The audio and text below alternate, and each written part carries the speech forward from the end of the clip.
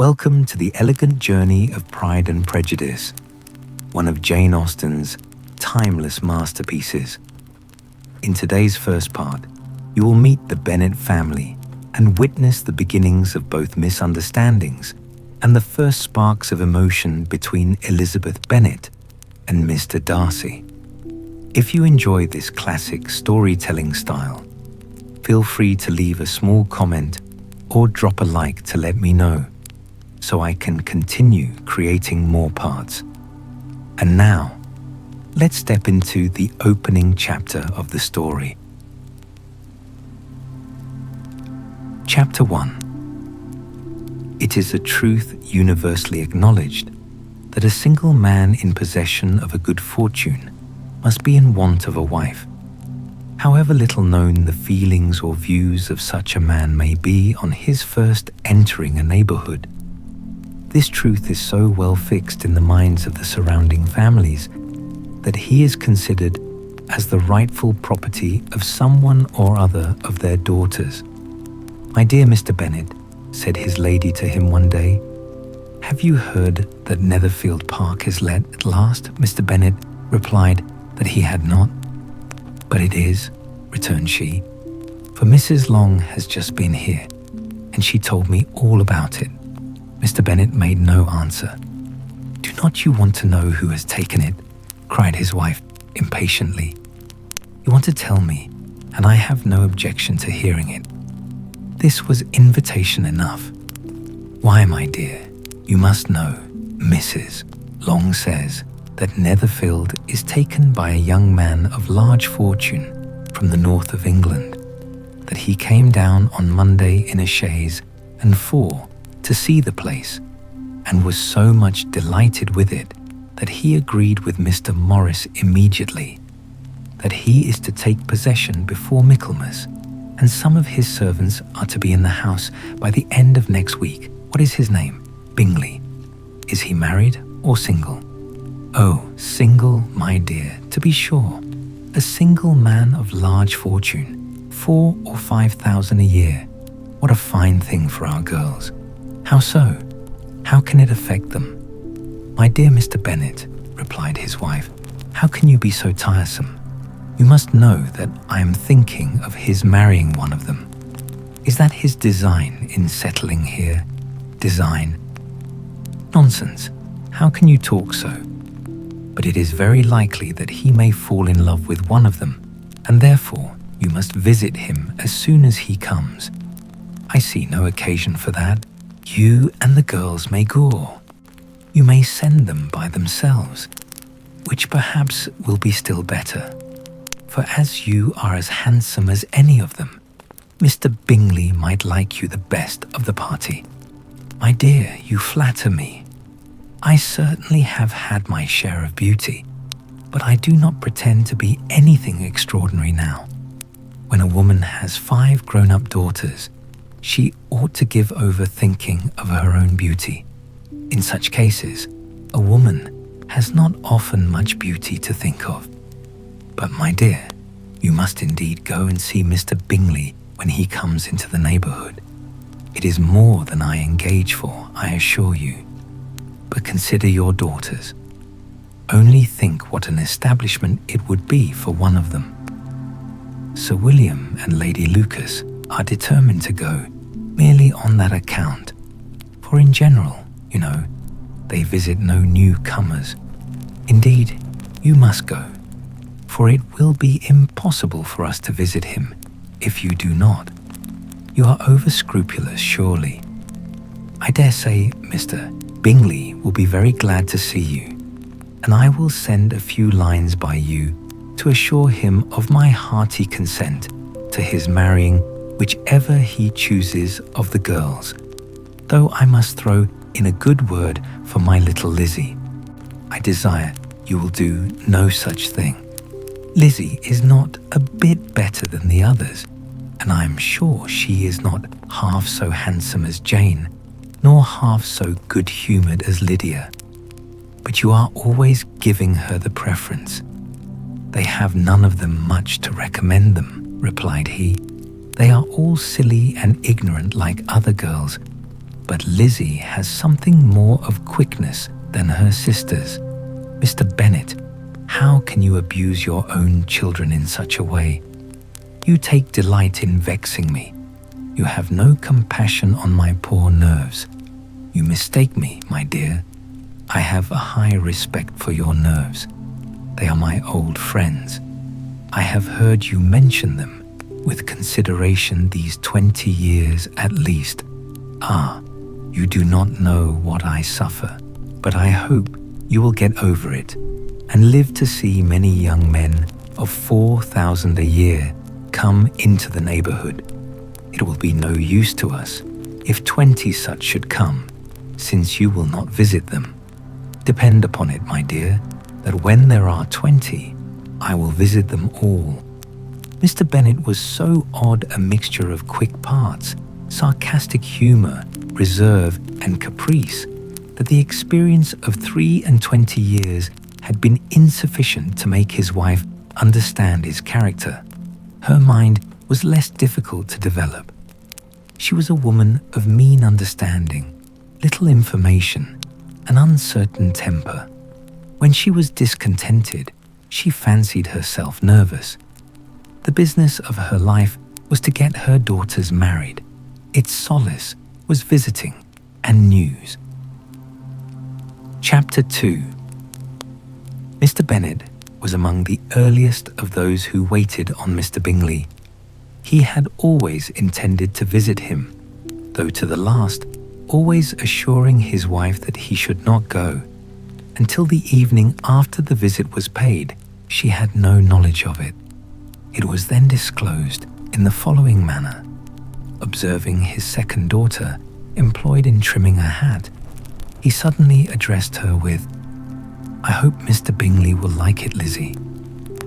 "We are not in a way to know what Mr. Bingley likes," said her mother resentfully, "since we are not to visit." "But you forget, Mamma," said Elizabeth, "that we shall meet him at the assemblies, and that Mrs. Long has promised to introduce him. I do not believe Mrs. Long will do any such thing. She has 2 nieces of her own. She is a selfish, hypocritical woman, and I have no opinion of her." "No more have I," said Mr. Bennet, "and I am glad to find that you do not depend on her serving you." Mrs. Bennet deigned not to make any reply, but, unable to contain herself, began scolding one of her daughters. "Don't keep coughing so, Kitty, for heaven's sake. Have a little compassion on my nerves. You tear them to pieces." "Kitty has no discretion in her coughs," said her father.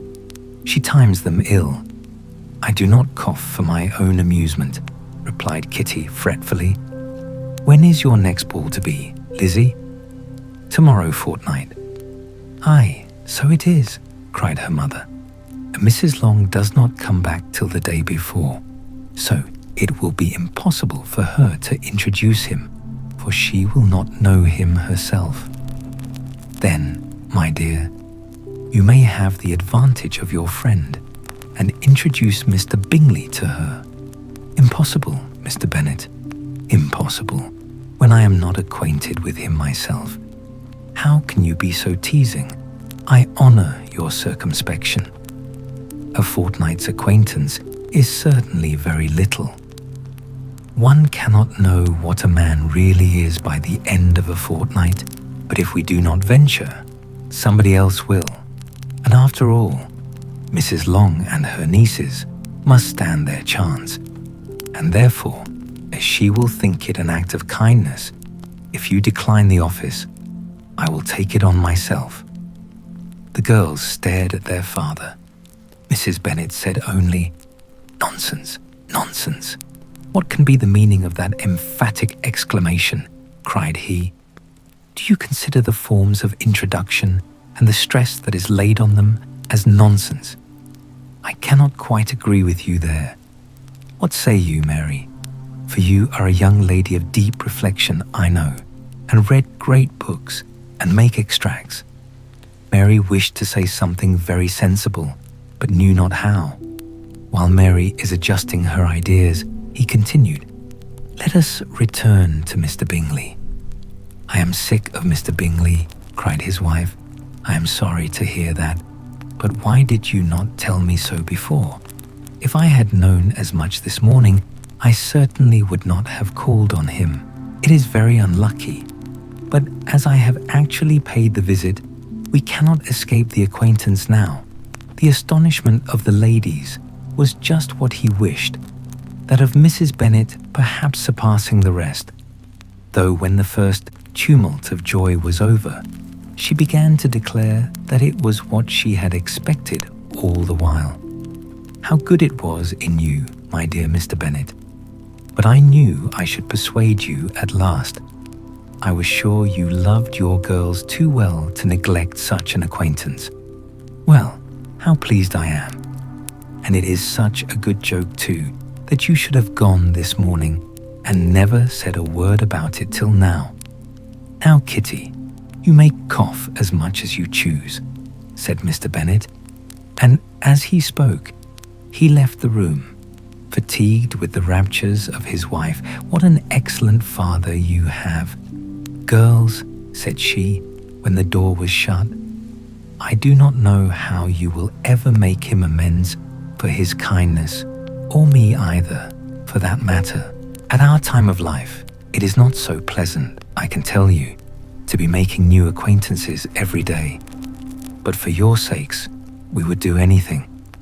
Lydia, my love, though you are the youngest, I dare say Mr. Bingley will dance with you at the next ball. Oh, said Lydia stoutly, I am not afraid, for though I am the youngest, I'm the tallest. The rest of the evening was spent in conjecturing how soon he would return Mr. Bennet's visit and determining when they should ask him to dinner. Chapter 3. Not all that Mrs. Bennet, however, with the assistance of her 5 daughters, could ask on the subject, was sufficient to draw from her husband any satisfactory description of Mr. Bingley. They attacked him in various ways, with barefaced questions, ingenious suppositions, and distant surmises, but he eluded the skill of them all, and they were at last obliged to accept the second-hand intelligence of their neighbour, Lady Lucas. Her report was highly favourable. Sir William had been delighted with him. He was quite young, wonderfully handsome, extremely agreeable, and to crown the whole, he meant to be at the next assembly with a large party. Nothing could be more delightful. To be fond of dancing was a certain step towards falling in love, and very lively hopes of Mr. Bingley's heart were entertained. If I can but see one of my daughters happily settled at Netherfield, said Mrs. Bennet to her husband, and all the others equally well married, I shall have nothing to wish for. In a few days, Mr. Bingley returned Mr. Bennet's visit and sat about 10 minutes with him in his library. He had entertained hopes of being admitted to a sight of the young ladies, of whose beauty he had heard much, but he saw only the father. The ladies were somewhat more fortunate, for they had the advantage of ascertaining from an upper window that he wore a blue coat and rode a black horse. An invitation to dinner was soon afterwards dispatched, and already had Mrs. Bennet planned the courses that were to do credit to her housekeeping, when an answer arrived which deferred it all. Mr. Bingley was obliged to be in town the following day, and consequently unable to accept the honour of their invitation, etc.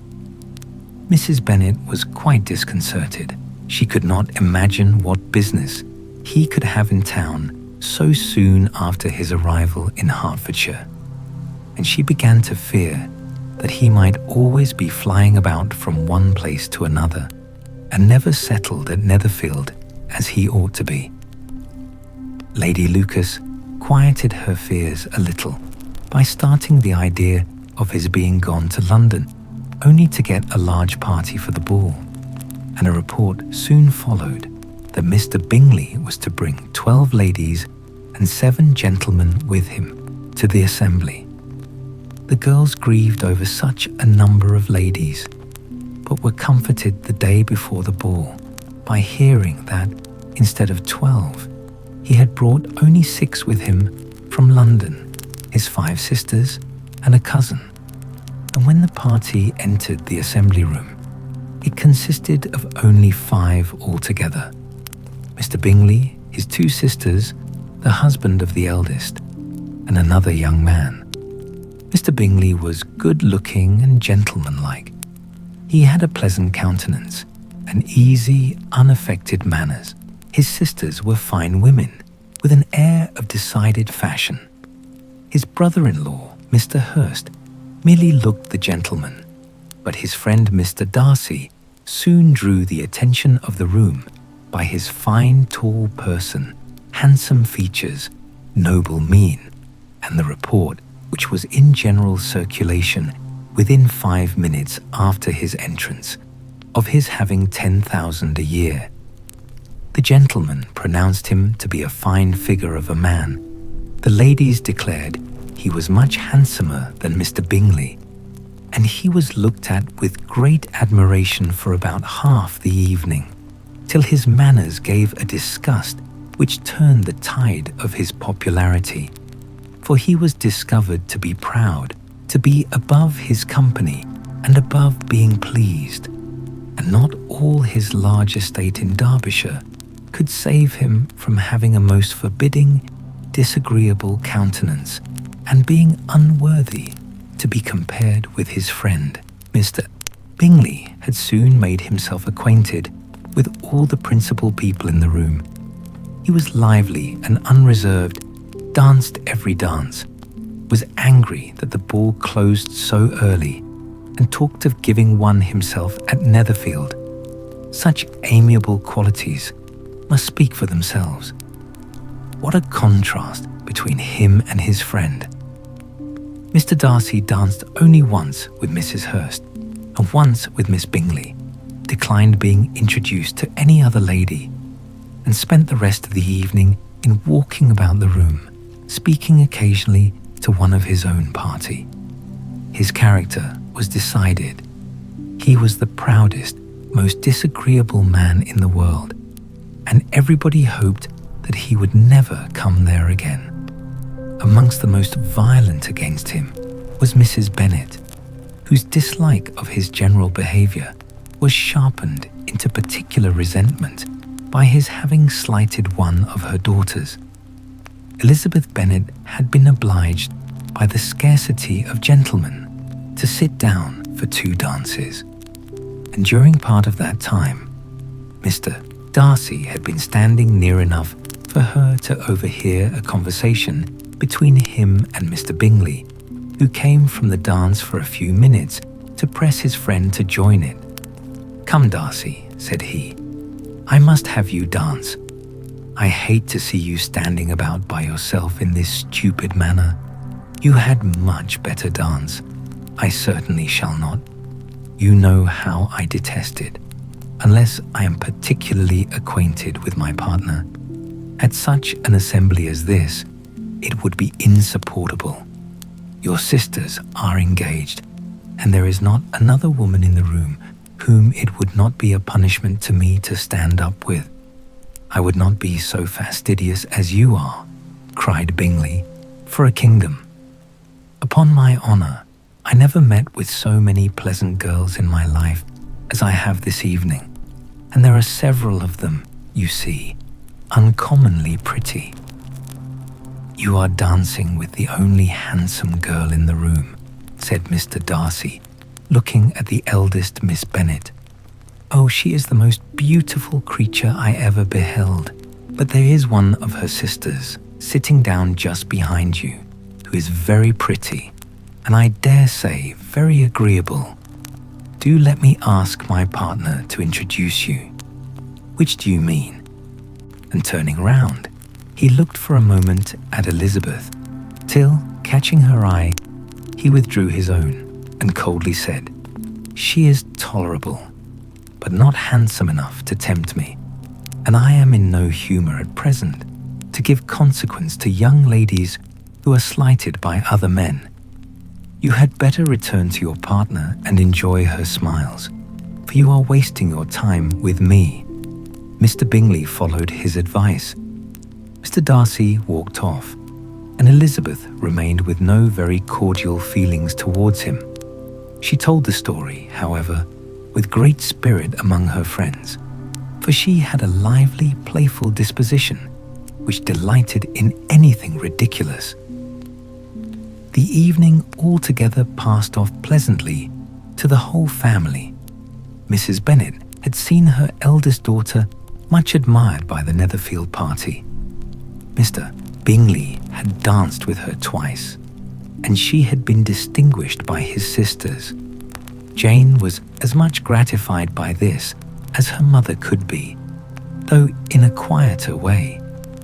Elizabeth felt Jane's pleasure. Mary had heard herself mentioned to Miss Bingley as the most accomplished girl in the neighbourhood, and Catherine and Lydia had been fortunate enough to be never without partners, which was all that they had yet learnt to care for at a ball. They returned, therefore, in good spirits to Longbourn, the village where they lived, and of which they were the principal inhabitants. They found Mr. Bennet still up. With a book, he was regardless of time, and on the present occasion, he had a good deal of curiosity as to the event of an evening which had raised such splendid expectations. He had rather hoped that all his wife's views on the stranger would be disappointed, but he soon found that he had a very different story to hear. "Oh, my dear Mr. Bennet," as she entered the room, "we have had a most delightful evening, a most excellent ball. I wish you had been there. Jane was so admired, nothing could be like it. Everybody said how well she looked, and Mr. Bingley thought her quite beautiful and danced with her twice. Only think of that, my dear. He actually danced with her twice, and she was the only creature in the room that he asked a second time. First of all, he asked Miss Lucas. I was so vexed to see him stand up with her, but however, he did not admire her at all. Indeed, nobody can, you know, and he seemed quite struck with Jane as she was going down the dance. So he inquired who she was and got introduced and asked her for the two next. Then the 2/3 he danced with Miss King, and the 2/4 with Maria Lucas, and the 2/5 with Jane again, and the 2/6 with Lizzie, and the Boulanger. If he had had any compassion for me, cried her husband impatiently, he would not have danced half so much. For God's sake, say no more of his partners. Oh, that he had sprained his ankle in the first dance. Oh, my dear, continued Mrs. Bennet, I am quite delighted with him. He is so excessively handsome, and his sisters are charming women. I never in my life saw anything more elegant than their dresses. I dare say the lace upon Mrs. Hurst's gown. Here she was interrupted again. Mr. Bennet protested against any description of finery.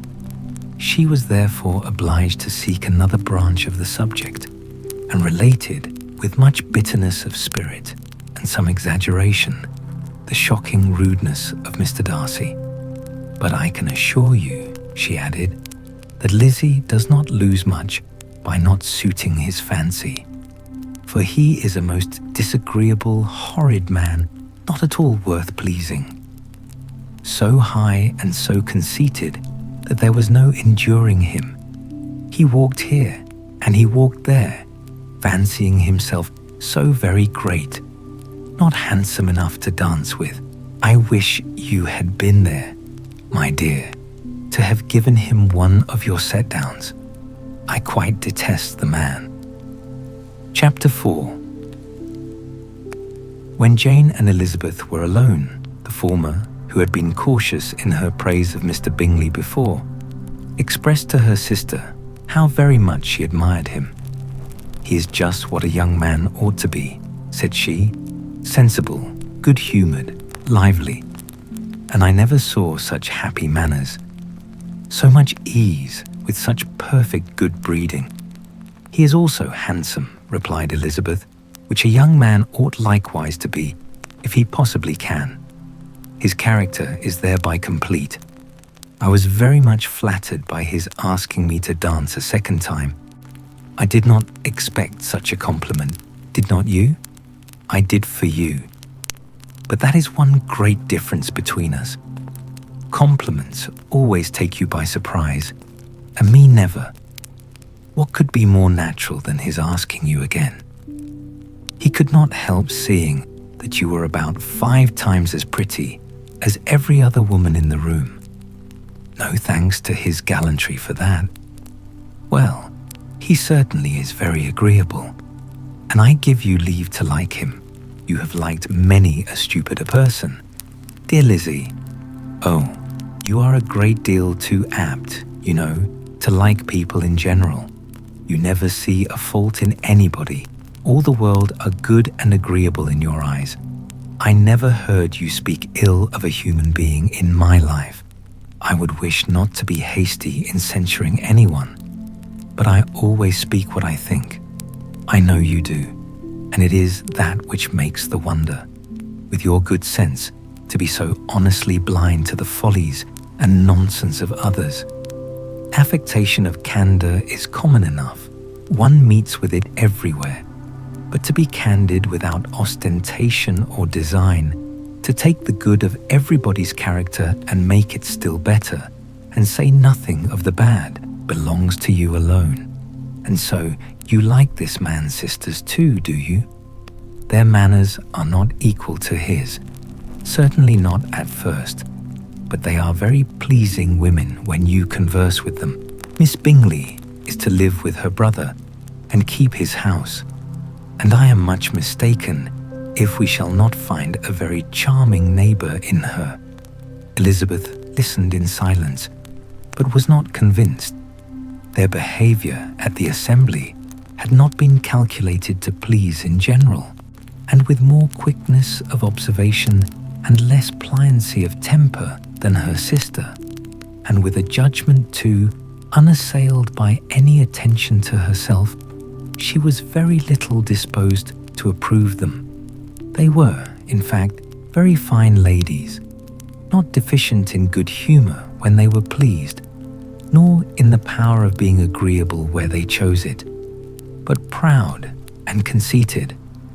They were rather handsome, had been educated in one of the first private seminaries in town, had a fortune of £20,000, were in the habit of spending more than they ought, and of associating with people of rank, and were, therefore, in every respect entitled to think well of themselves, and meanly of others. They were of a respectable family in the north of England, a circumstance more deeply impressed on their memories than that their brother's fortune and their own had been acquired by trade. Mr. Bingley inherited property to the amount of nearly £100,000 from his father, who had intended to purchase an estate, but did not live to do it. Mr. Bingley intended it likewise, and sometimes made choice of his county, but as he was now provided with a good house and the liberty of a manor, it was doubtful to many of those who best knew the easiness of his temper, whether he might not spend the remainder of his days at Netherfield and leave the next generation to purchase. His sisters were very anxious for his having an estate of his own, but though he was now established only as a tenant, Miss Bingley was by no means unwilling to preside at his table, nor was Mrs. Hurst, who had married a man of more fashion than fortune, less disposed to consider his house as her home when it suited her. Mr. Bingley had not been of age 2 years when he was tempted, by an accidental recommendation, to look at Netherfield House. He did look at it and into it for half an hour, was pleased with the situation and the principal rooms, satisfied with what the owner said in its praise, and took it immediately. Between him and Darcy, there was a very steady friendship, in spite of a great opposition of character. Bingley was endeared to Darcy by the easiness, openness, and ductility of his temper, though no disposition could offer a greater contrast to his own, and though with his own he never appeared dissatisfied. On the strength of Darcy's regard, Bingley had the firmest reliance, and of his judgment the highest opinion. In understanding, Darcy was the superior. Bingley was by no means deficient, but Darcy was clever. He was at the same time haughty, reserved, and fastidious, and his manners, though well-bred, were not inviting. In that respect, his friend had greatly the advantage. Bingley was sure of being liked wherever he appeared. Darcy was continually giving offence. The manner in which they spoke of the Meryton Assembly was sufficiently characteristic. Bingley had never met with pleasanter people or prettier girls in his life. Everybody had been most kind and attentive to him. There had been no formality, no stiffness. He had soon felt acquainted with all the room. And as to Miss Bennet, he could not conceive an angel more beautiful.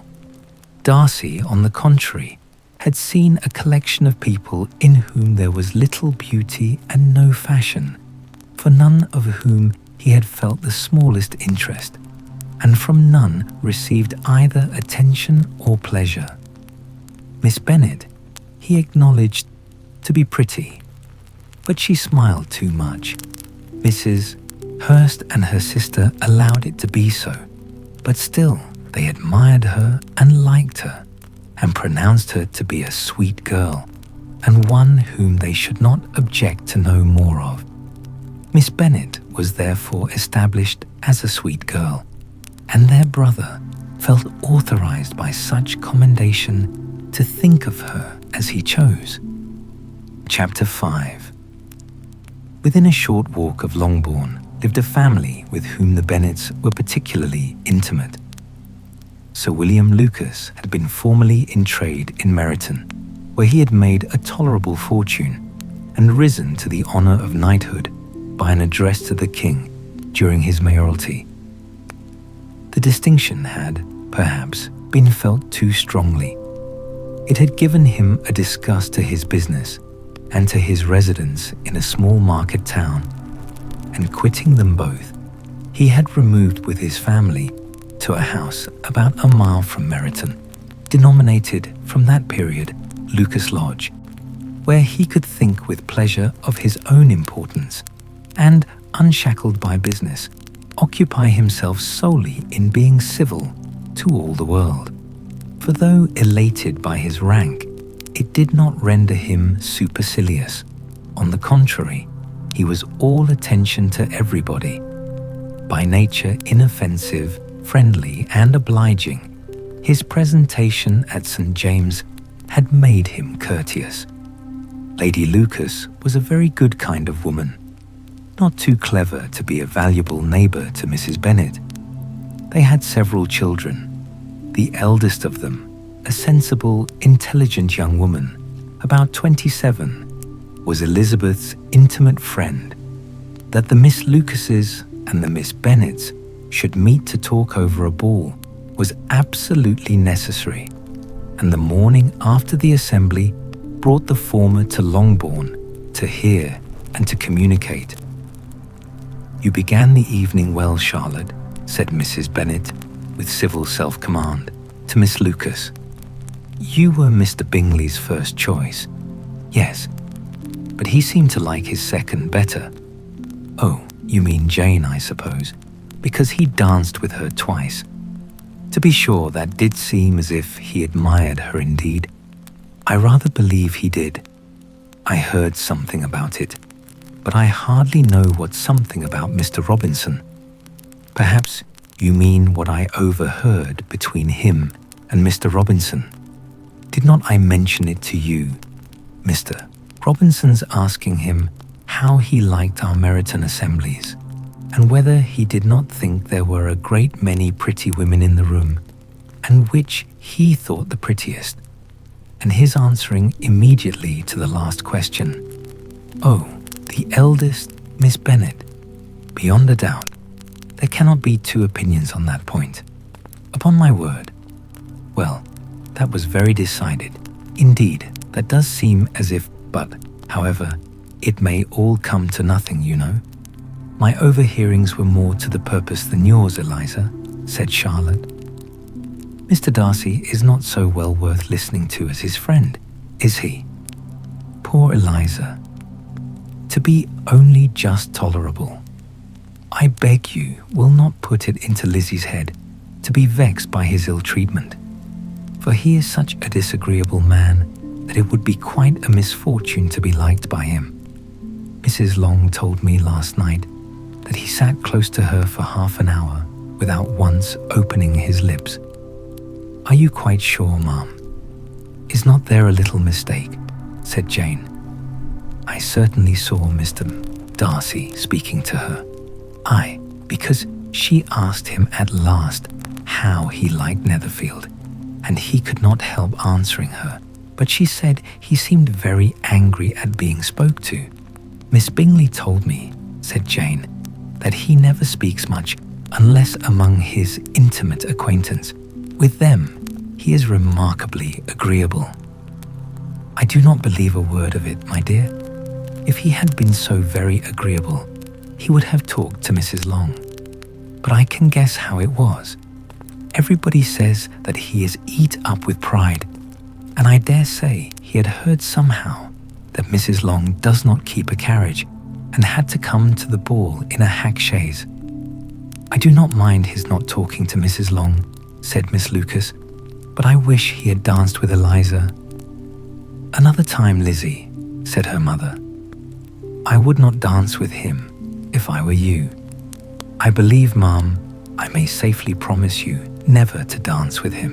His pride, said Miss Lucas, does not offend me so much as pride often does, because there is an excuse for it. One cannot wonder that so very fine a young man, with family, fortune, everything in his favour, should think highly of himself. If I may so express it, he has a right to be proud. That is very true, replied Elizabeth, and I could easily forgive his pride if he had not mortified mine.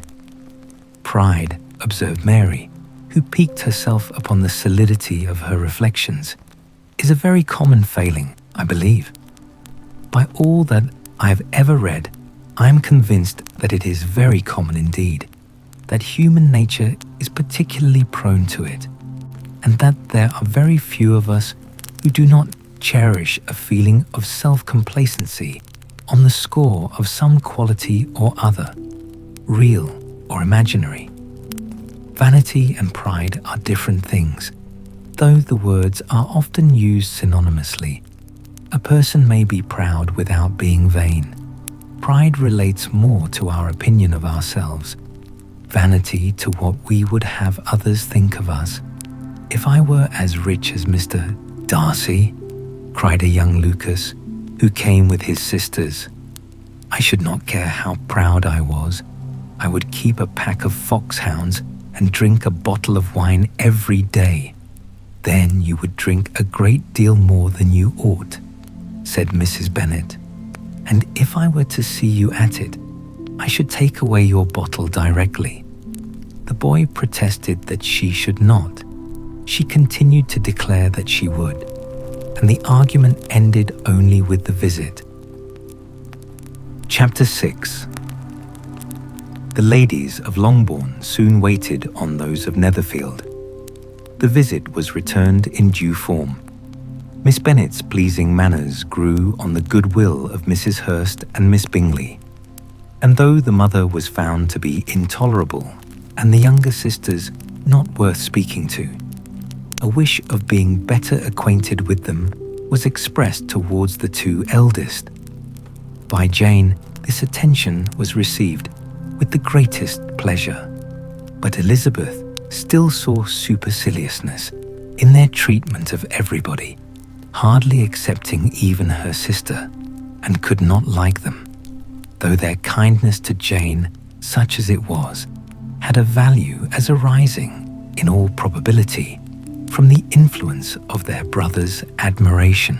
It was generally evident, whenever they met, that he did admire her, and to her it was equally evident that Jane was yielding to the preference which she had begun to entertain for him from the first, and was in a way to be very much in love. But she considered with pleasure that it was not likely to be discovered by the world in general, since Jane united with great strength of feeling, a composure of temper, and an uniform cheerfulness of manner, which would guard her from the suspicions of the impertinent. She mentioned this to her friend, Miss Lucas. "It may perhaps be pleasant," replied Charlotte, "to be able to impose on the public in such a case, but it is sometimes a disadvantage to be so very guarded. If a woman conceals her affection with the same skill from the object of it, she may lose the opportunity of fixing him, and it will then be but poor consolation to believe the world equally in the dark. There is so much of gratitude or vanity in almost every attachment that it is not safe to leave any to itself. We can all begin freely. A slight preference is natural enough, but there are very few of us who have heart enough to be really in love without encouragement. In 9 cases out of 10, a woman had better show more affection than she feels. Bingley likes your sister undoubtedly, but he may never do more than like her if she does not help him on. But she does help him on, as much as her nature will allow. If I can perceive her regard for him, he must be a simpleton indeed, not to discover it too. Remember, Eliza, that he does not know Jane's disposition as you do. But if a woman is partial to a man and does not endeavor to conceal it, he must find it out.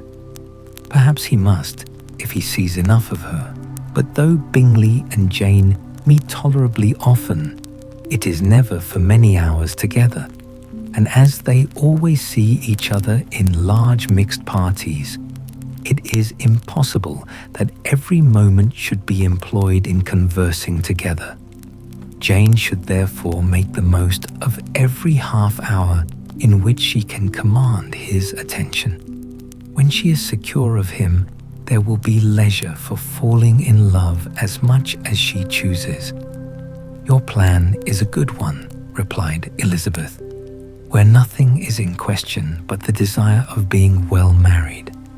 And if I were determined to get a rich husband, or any husband, I dare say I should adopt it. But these are not Jane's feelings. She is not acting by design. As yet she cannot even be certain of the degree of her own regard, nor of its reasonableness. She has known him only a fortnight. She danced 4 dances with him at Meryton. She saw him one morning at his own house, and has since dined in company with him 4 times. This is not quite enough to make her understand his character, not as you represent it.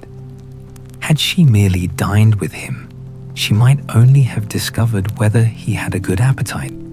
But you must remember that 4 evenings have been also spent together, and 4 evenings may do a great deal. Yes, these 4 evenings have enabled them to ascertain that they both like Vingtin better than commerce. But with respect to any other leading characteristic, I do not imagine that much has been unfolded. "Well," said Charlotte, "I wish Jane success with all my heart, and if she were married to him tomorrow, I should think she had as good a chance of happiness as if she were to be studying his character for a 12-month. Happiness in marriage is entirely a matter of chance. If the dispositions of the parties are ever so well known to each other, or ever so similar beforehand, it does not advance their felicity in the least. They always continue to grow sufficiently, unlike afterwards, to have their share of vexation, and it is better to know as little as possible of the defects of the person with whom you are to pass your life. You make me laugh, Charlotte, but it is not sound. You know it is not sound, and that you would never act in this way yourself. Occupied in observing Mr. Bingley's attention to her sister, Elizabeth was far from suspecting that she was herself becoming an object of some interest in the eyes of his friend. Mr. Darcy had at first scarcely allowed her to be pretty. He had looked at her without admiration at the ball, and when they next met, he looked at her only to criticize.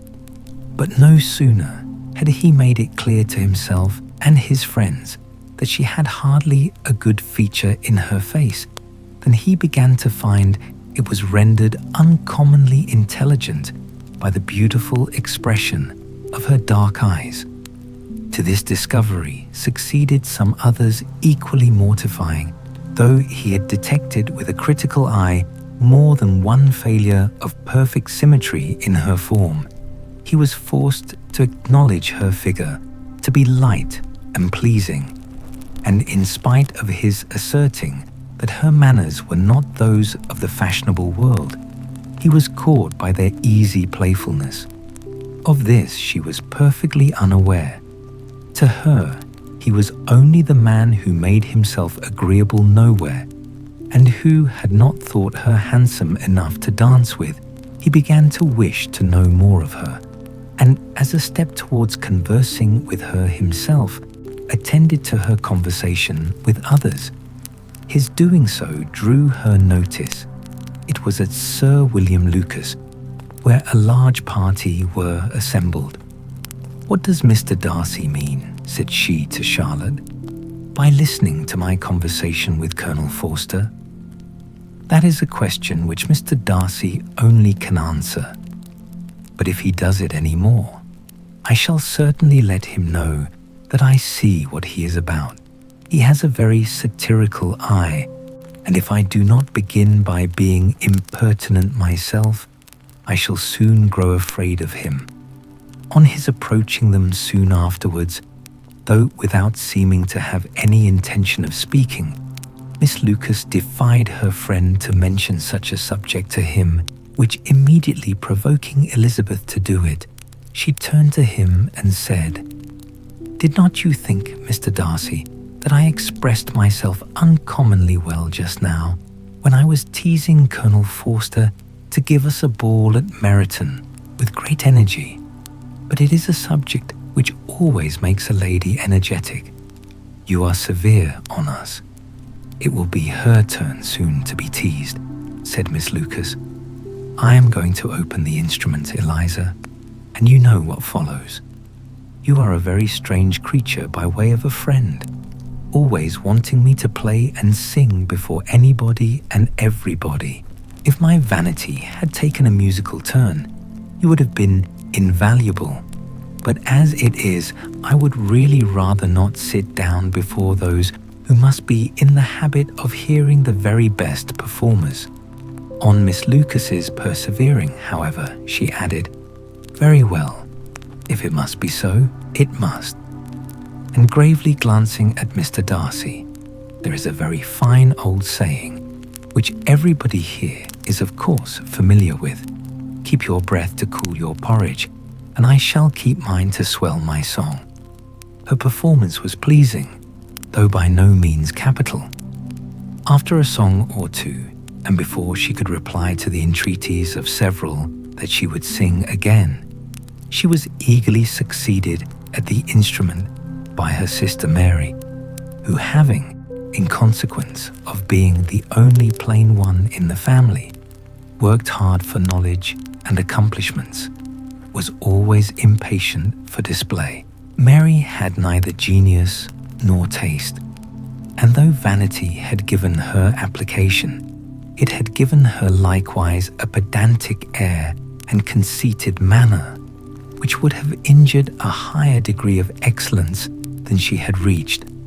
Elizabeth, easy and unaffected, had been listened to with much more pleasure, though not playing half so well.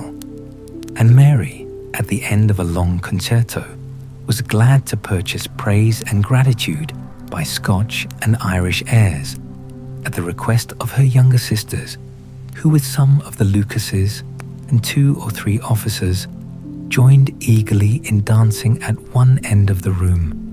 Mr. Darcy stood near them in silent indignation at such a mode of passing the evening, to the exclusion of all conversation, and was too much engrossed by his own thoughts to perceive that Sir William Lucas was his neighbour, till Sir William thus began. "What a charming amusement for young people this is, Mr. Darcy. There is nothing like dancing, after all. I consider it as one of the first refinements of polished societies." "Certainly, sir, and it has the advantage also of being in vogue amongst the less polished societies of the world. Every savage can dance." Sir William only smiled. "Your friend performs delightfully," he continued, after a pause, on seeing Bingley join the group. "And I doubt not that you are an adept in the science yourself, Mr. Darcy. You saw me dance at Meryton, I believe, sir." "Yes, indeed, and received no inconsiderable pleasure from the sight." "Do you often dance at St. James's?" "Never, sir. Do you not think it would be a proper compliment to the place?" "It is a compliment which I never pay to any place if I can avoid it." "You have a house in town, I conclude?" Mr. Darcy bowed. "I had once some thoughts of fixing in town myself, for I am fond of superior society, but I did not feel quite certain that the air of London would agree with Lady Lucas." He paused in hopes of an answer, but his companion was not disposed to make any, and Elizabeth at that instant moving towards them, he was struck with the notion of doing a very gallant thing, and called out to her, "My dear Miss Eliza, why are not you dancing? Mr. Darcy, you must allow me to present this young lady to you as a very desirable partner. You cannot refuse to dance, I am sure, when so much beauty is before you." And taking her hand, he would have given it to Mr. Darcy, who, though extremely surprised, was not unwilling to receive it, when she instantly drew back and said with some discomposure to Sir William, "Indeed, sir, I have not the least intention of dancing. I entreat you not to suppose that I moved this way in order to beg for a partner." Mr. Darcy, with grave propriety, requested to be allowed the honour of her hand, but in vain. Elizabeth was determined, nor did Sir William at all shake her purpose by his attempt at persuasion. "You excel so much in the dance, Miss Eliza, that it is cruel to deny me the happiness of seeing you, and though this gentleman dislikes the amusement in general, he can have no objection, I am sure, to oblige us for 1/2 hour." "Mr. Darcy is all politeness," said Elizabeth, smiling. "He is, indeed. But considering the inducement, my dear Miss Eliza, we cannot wonder at his complaisance, for who would object to such a partner?" Elizabeth looked archly and turned away. Her resistance had not injured her with the gentleman, and he was thinking of her with some complacency, when thus accosted by Miss Bingley. "I can guess the subject of your reverie." "I should imagine not. You are considering how insupportable it would be to pass many evenings in this manner in such society, and indeed, I am quite of your opinion. I was never more annoyed. The insipidity, and yet the noise, the nothingness, and yet the self-importance of all these people. What would I give to hear your strictures on them? Your conjecture is totally wrong, I assure you. My mind was more agreeably engaged. I have been meditating on the very great pleasure which a pair of fine eyes in the face of a pretty woman can bestow. Miss Bingley immediately fixed her eyes on his face and desired he would tell her what lady had the credit of inspiring such reflections. Mr. Darcy replied with great intrepidity, Miss Elizabeth Bennet. Miss Elizabeth Bennet, repeated Miss Bingley. I am all astonishment. How long has she been such a favourite? And pray, when am I to wish you joy? That is exactly the question which I expected you to ask. A lady's imagination is very rapid. It jumps from admiration to love, from love to matrimony, in a moment. I knew you would be wishing me joy. Nay, if you are so serious about it, I shall consider the matter as absolutely settled. You will have a charming mother-in-law. Indeed. And of course, she will be always at Pemberley with you. He listened to her with perfect indifference, while she chose to entertain herself in this manner. And as his composure convinced her that all was safe, her wit flowed along. Chapter 7. Mr. Bennet's property consisted almost entirely in an estate of £2,000 a year, which, unfortunately for his daughters, was entailed, in default of heirs male, on a distant relation, and their mother's fortune, though ample for her situation in life, could but ill supply the deficiency of his. Her father had been an attorney in Meryton, and had left her £4,000. She had a sister married to a Mr. Phillips, who had been a clerk to their father and succeeded him in the business, and a brother settled in London in a respectable line of trade. The village of Longbourn was only 1 mile from Meryton, a most convenient distance for the young ladies, who were usually tempted thither 3 or 4 times a week to pay their duty to their aunt, and to a milliner's shop just over the way. The 2 youngest of the family, Catherine and Lydia, were particularly frequent in these attentions. Their minds were more vacant than their sisters', and when nothing better offered, a walk to Meryton was necessary to amuse their morning hours and furnish conversation for the evening. And, however bare of news the country in general might be, they always contrived to learn some from their aunt. At present, indeed, they were well supplied both with news and happiness by the recent arrival of a militia regiment in the neighbourhood. It was to remain the whole winter, and Meryton was the headquarters.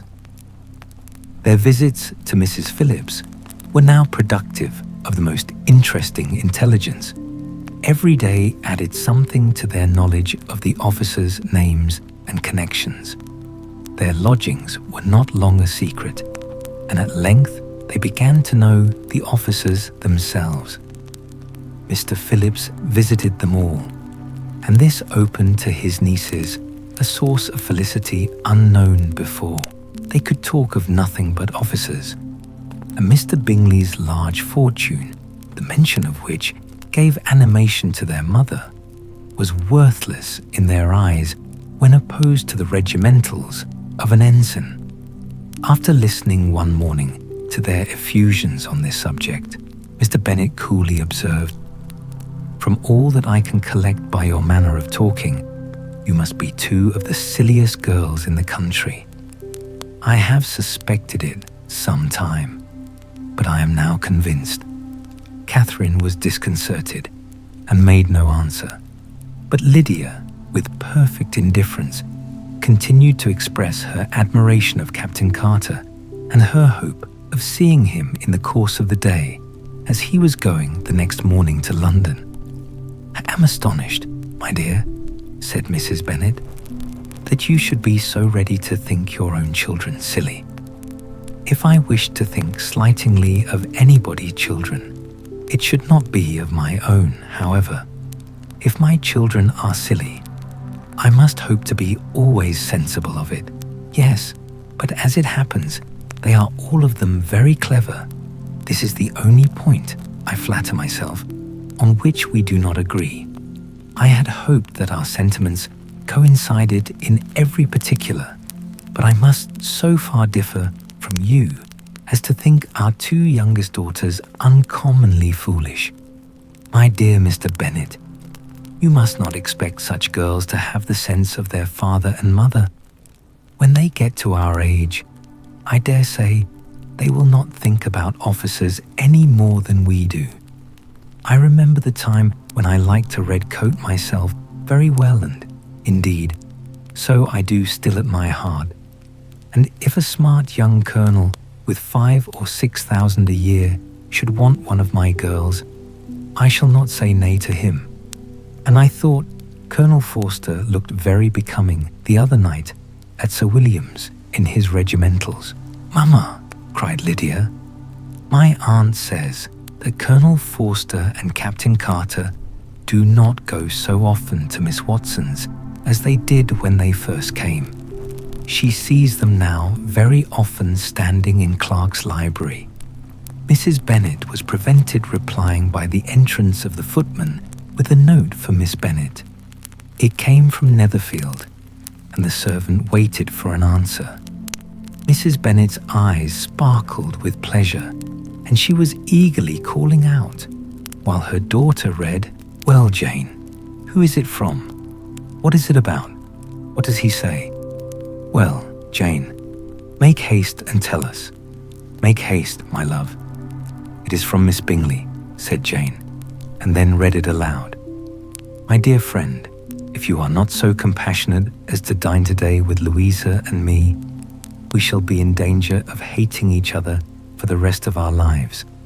For a whole day's tea between two women can never end without a quarrel. Come as soon as you can on the receipt of this. My brother and the gentleman are to dine with the officers. Yours ever, Caroline Bingley." "With the officers?" cried Lydia. "I wonder my aunt did not tell us of that." "Dining out," said Mrs. Bennet. "That is very unlucky." "Can I have the carriage?" said Jane. "No, my dear, you had better go on horseback, because it seems likely to rain. And then you must stay all night." "That would be a good scheme," said Elizabeth, "if you were sure that they would not offer to send her home." "Oh, but the gentleman will have Mr. Bingley's chaise to go to Meryton, and the Hursts have no horses to theirs. I had much rather go in the coach. But, my dear, your father cannot spare the horses, I am sure. They are wanted in the farm, Mr. Bennet, are not they? They are wanted in the farm much oftener than I can get them." "But if you have got them today," said Elizabeth, "my mother's purpose will be answered." She did at last extort from her father an acknowledgment that the horses were engaged. Jane was therefore obliged to go on horseback, and her mother attended her to the door with many cheerful prognostics of a bad day. Her hopes were answered. Jane had not been gone long before it rained hard. Her sisters were uneasy for her, but her mother was delighted. The rain continued the whole evening without intermission. Jane certainly could not come back. "This was a lucky idea of mine indeed," said Mrs. Bennet more than once, as if the credit of making it rain were all her own. Till the next morning, however, she was not aware of all the felicity of her contrivance. Breakfast was scarcely over when a servant from Netherfield brought the following note for Elizabeth. "My dearest Lizzie, I find myself very unwell this morning, which, I suppose, is to be imputed to my getting wet through yesterday. My kind friends will not hear of my returning home till I am better. They insist also on my seeing Mr. Jones. Therefore do not be alarmed if you should hear of his having been to me, and, excepting a sore throat and a headache, There is not much the matter with me. Yours, etc. Well, my dear, said Mr. Bennet, when Elizabeth had read the note aloud, if your daughter should have a dangerous fit of illness, if she should die, it would be a comfort to know that it was all in pursuit of Mr. Bingley and under your orders. Oh, I am not at all afraid of her dying. People do not die of little trifling colds. She will be taken good care of. As long as she stays there, it is all very well. I would go and see her if I could have the carriage. Elizabeth, feeling really anxious, determined to go to her, though the carriage was not to be had. And as she was no horsewoman, walking was her only alternative. She declared her resolution. "How can you be so silly," cried her mother, "as to think of such a thing? In all this dirt, you will not be fit to be seen when you get there. I shall be very fit to see Jane, which is all I want." "Is this a hint to me, Lizzie," said her father, "to send for the horses?" "No, indeed. I do not wish to avoid the walk. The distance is nothing when one has a motive. Only 3 miles. I shall be back by dinner." "I admire the activity of your benevolence," observed Mary, "but every impulse of feeling should be guided by reason. And, in my opinion, exertion should always be in proportion to what is required. We will go as far as Meryton with you," said Catherine and Lydia. Elizabeth accepted their company, and the 3 young ladies set off together. "If we make haste," said Lydia as they walked along, "perhaps we may see something of Captain Carter before he goes." In Meryton they parted. The 2 youngest repaired to the lodgings of one of the officers' wives, and Elizabeth continued her walk alone, crossing field after field at a quick pace, jumping over stiles and springing over puddles with impatient activity, and finding herself at last within view of the house, with weary ankles, dirty stockings, and a face glowing with the warmth of exercise. She was shown into the breakfast parlour, where all but Jane were assembled, and where her appearance created a great deal of surprise. That she should have walked 3 miles so early in the day in such dirty weather, and by herself, was almost incredible to Mrs. Hurst and Miss Bingley, and Elizabeth was convinced that they held her in contempt for it. She was received, however, very politely by them, and in their brother's manners there was something better than politeness. There was good humour and kindness. Mr. Darcy said very little, and Mr. Hurst nothing at all. The former was divided between admiration of the brilliancy which exercise had given to her complexion, and doubt as to the occasions justifying her coming so far alone. The latter was thinking only of his breakfast. Her inquiries after her sister were not very favourably answered. Miss Bennet had slept ill, and though up, was very feverish, and not well enough to leave her room. Elizabeth was glad to be taken to her immediately, and Jane, who had only been withheld by the fear of giving alarm or inconvenience, from expressing in her note how much she longed for such a visit, was delighted at her entrance.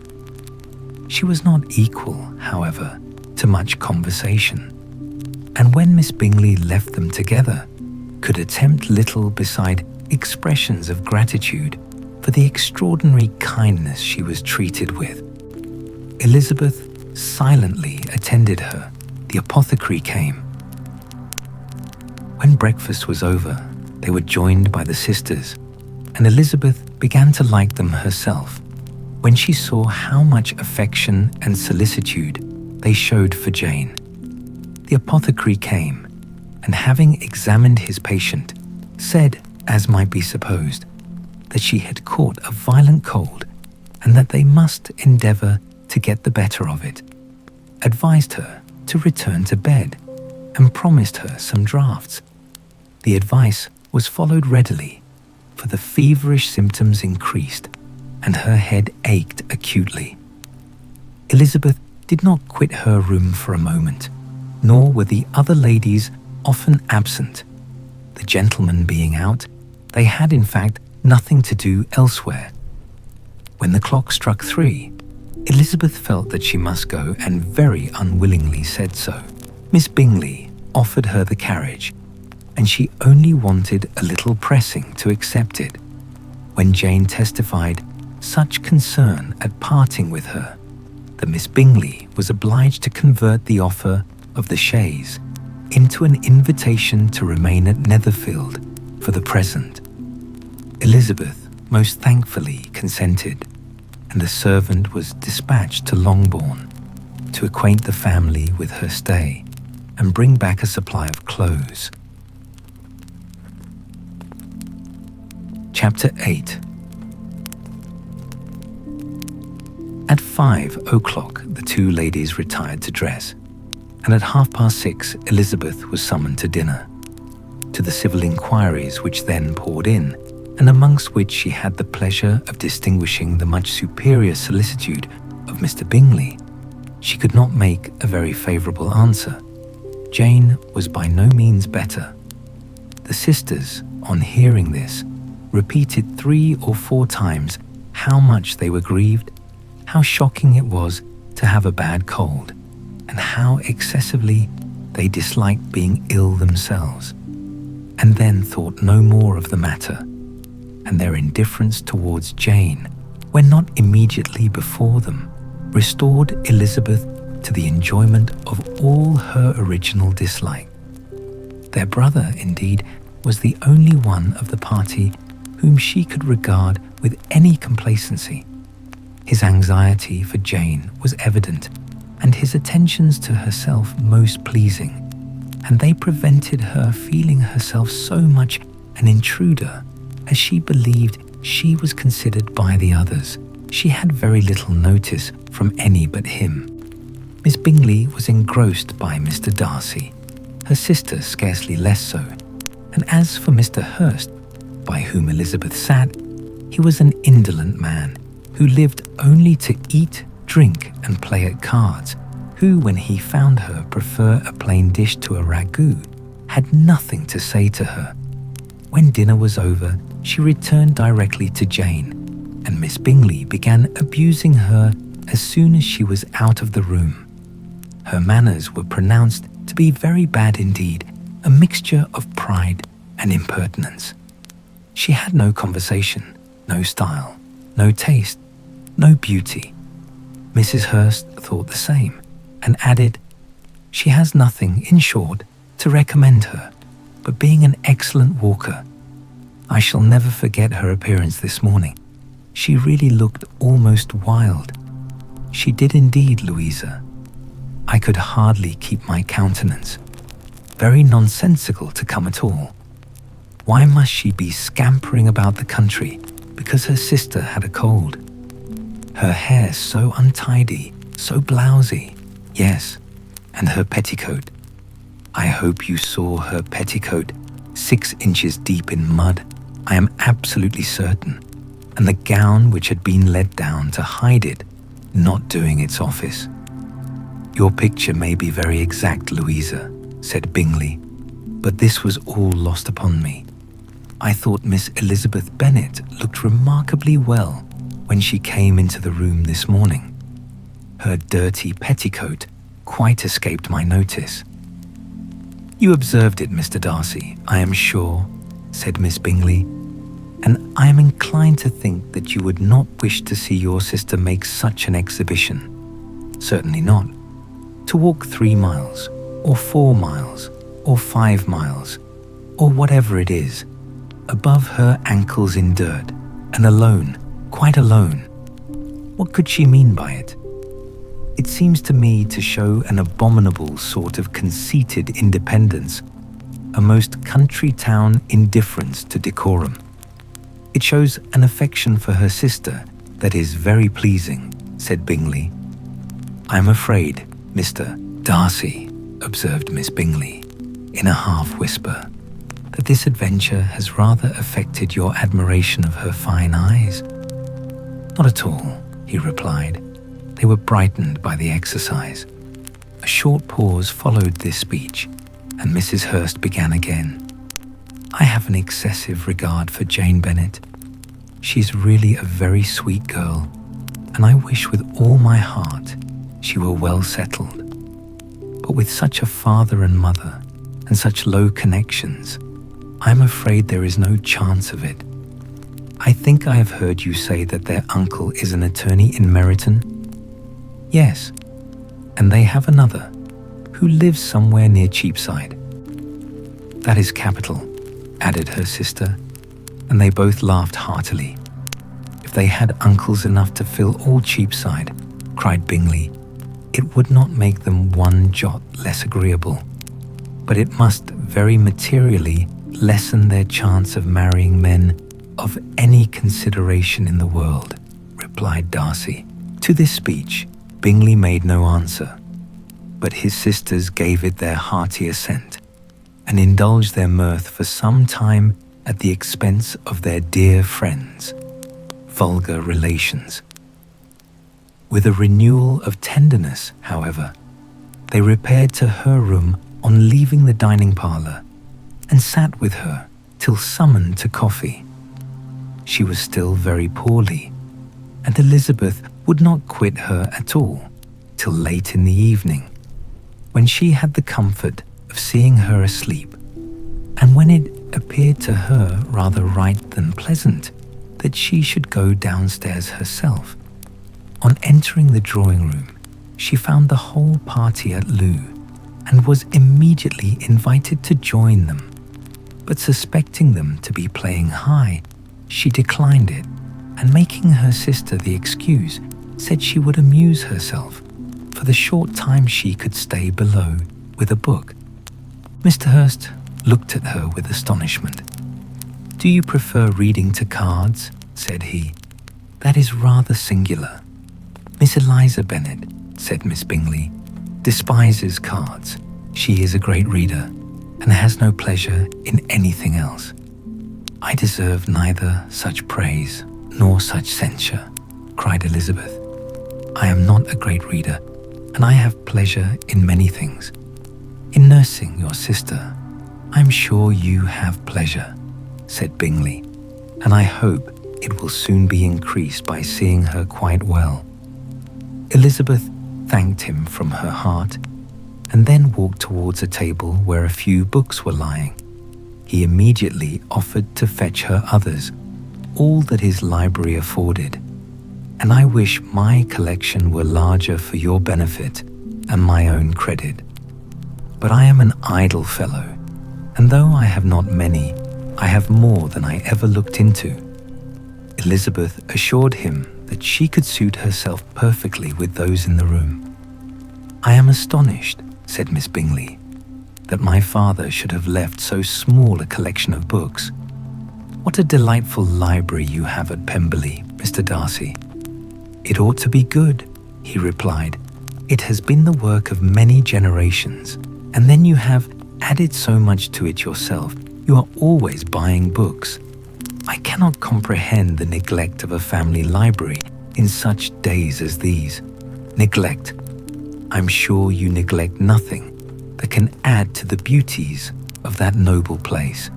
Charles, when you build your house, I wish it may be half as delightful as Pemberley. I wish it may, but I would really advise you to make your purchase in that neighbourhood and take Pemberley for a kind of model. There is not a finer county in England than Derbyshire.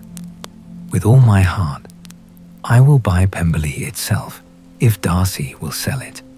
I am talking of possibilities, Charles. Upon my word, Caroline, I should think it more possible to get Pemberley by purchase than by imitation.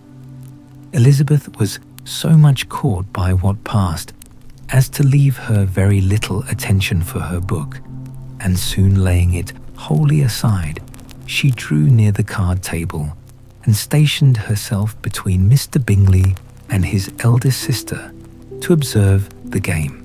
"Is Miss Darcy much grown since the spring?" said Miss Bingley. "Will she be as tall as I am? I think she will. She is now about Miss Elizabeth Bennet's height, or rather taller. How I long to see her again. I never met with anybody who delighted me so much. Such a countenance, such manners, and so extremely accomplished for her age. Her performance on the pianoforte is exquisite. It is amazing to me," said Bingley, "how young ladies can have patience to be so very accomplished as they all are." "All young ladies accomplished? My dear Charles, what do you mean?" "Yes, all of them, I think. They all paint tables, cover screens, and net purses. I scarcely know anyone who cannot do all this, and I am sure I never heard a young lady spoken of for the first time without being informed that she was very accomplished."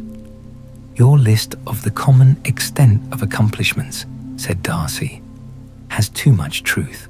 The word is applied to many a woman who deserves it no otherwise than by netting a purse or covering a screen. But I am very far from agreeing with you in your estimation of ladies in general. I cannot boast of knowing more than half a dozen in the whole range of my acquaintance that are really accomplished." "Nor I'm sure," said Miss Bingley. "Then," observed Elizabeth, "you must comprehend a great deal in your idea of an accomplished woman." "Yes, I do comprehend a great deal in it." "Oh, certainly," cried his faithful assistant. "No one can be really esteemed accomplished who does not greatly surpass what is usually met with. A woman must have a thorough knowledge of music, singing, drawing, dancing, and the modern languages to deserve the word. And besides all this, she must possess a certain something in her air and manner of walking, the tone of her voice, her address and expressions, or the word will be but half deserved. All this she must possess," added Darcy, "and to all she must yet add something more substantial in the improvement of her mind by extensive reading. I am no longer surprised at your knowing only 6 accomplished women. I rather wonder now at your knowing any. Are you so severe upon your own sex as to doubt the possibility of all this? I never saw such a woman. I never saw such capacity and taste and application and elegance as you describe, united." Mrs. Hurst and Miss Bingley both cried out against the injustice of her implied doubt, and were both protesting that they knew many women who answered this description when Mr. Hurst called them to order with bitter complaints of their inattention to what was going forward.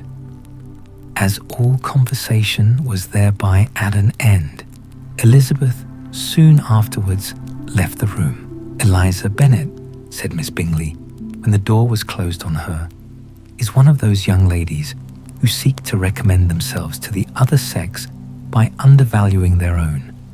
And with many men, I dare say, it succeeds. But in my opinion, it is a paltry device, a very mean art." "Undoubtedly," replied Darcy, to whom this remark was chiefly addressed.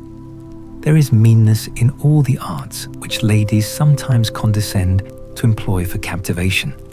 Whatever bears affinity to cunning is despicable."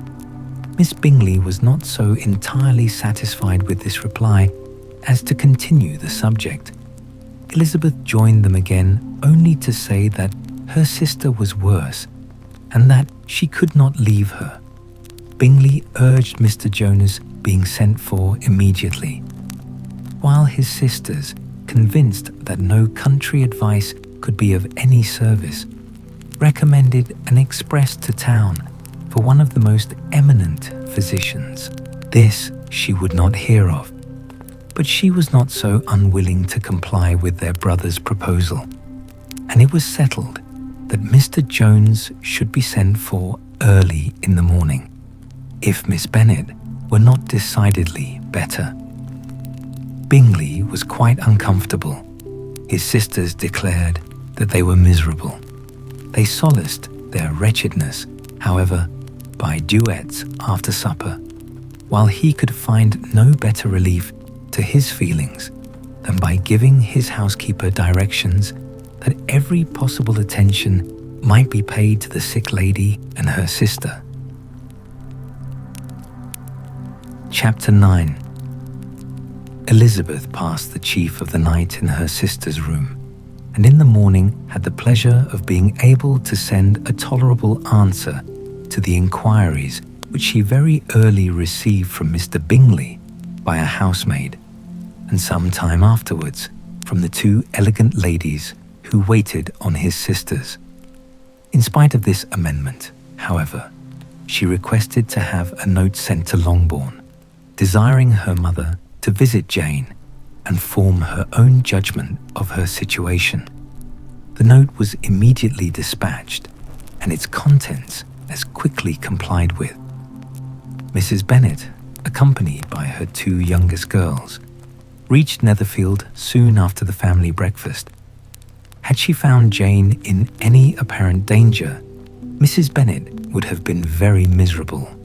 But being satisfied on seeing her that her illness was not alarming, she had no wish of her recovering immediately, as her restoration to health would probably remove her from Netherfield.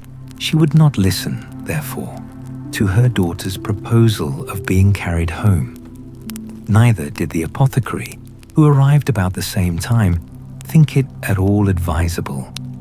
After sitting a little while with Jane on Miss Bingley's appearance and invitation, the mother and three daughters all attended her into the breakfast parlour. Bingley met them with hopes that Mrs. Bennet had not found Miss Bennet worse than she expected. "Indeed I have, sir," was her answer. "She is a great deal too ill to be moved. Mr. Jones says we must not think of moving her. We must trespass a little longer on your kindness." "Removed," cried Bingley. "It must not be thought of. My sister, I am sure, will not hear of her removal." "You may depend upon it, madam," said Miss Bingley, with cold civility, "that Miss Bennet shall receive every possible attention while she remains with us." Mrs. Bennet was profuse in her acknowledgments. "I am sure," she added, "if it was not for such good friends, I do not know what would become of her, for she is very ill indeed, and suffers a vast deal, though with the greatest patience in the world, which is always the way with her, for she has, without exception, the sweetest temper I ever met with. I often tell my other girls they are nothing to her.